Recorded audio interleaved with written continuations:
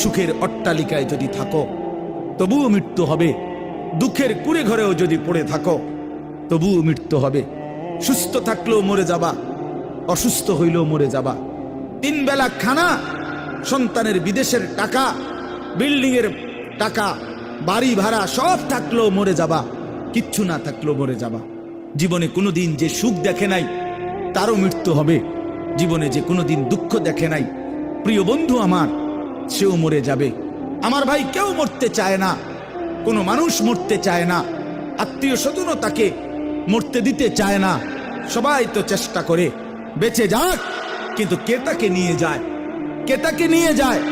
প্রতিদিন যে মানুষ মরে, প্রতিদিন যে দাফন হয়, বন্ধু আমার, এরা কেউ মরতে চায় নাই, কিন্তু এক অদৃশ্য মালিক তিনি তাদেরকে নিয়ে যাচ্ছেন, নিয়ে যাচ্ছেন।